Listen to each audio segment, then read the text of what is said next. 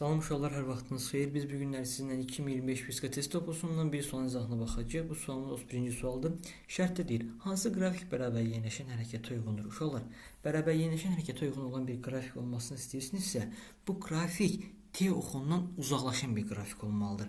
A variantında T oxundan uzaqlaşan bir qrafik görürsünüz, xeyr, sabitdir. Deməli, A variantı deyil.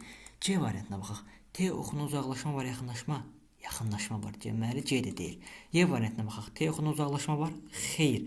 Burada da qrafik T oxundan neyinir? Yaxınlaşır. Deməli, Y də deyil. B variantına baxaq. Aha, T oxundan uzaqlaşma var. Deyəsiz B idi. Xeyr, D-də də T oxundan uzaqlaşır axı. Bəs deyəsiz hansı düzdür? Baxın uşaqlar, B-dəki düz xəttə bərabər sürət hərəkətə aiddir.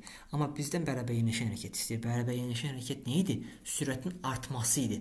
Və sürətin artması üçün sürətin sabit olmaması lazımdır. Bu da hansı hərəkətdir? Bərabər təcili hərəkətdir. Və təcili hərəkətdə bu şəkildə düz xəttdə asılılıq olmur. Çünki düstur dəyişir. Baxın, S bərabərdir V0 üstə gəlmiş AT kvadrat bölü 2. Gördüyümüz bu S, yəni X T-də necə asılıdır? Kvadratik. Ona görə hansı olacaq variantımız? Parabol olan variant olacaq. Cavab D variantı.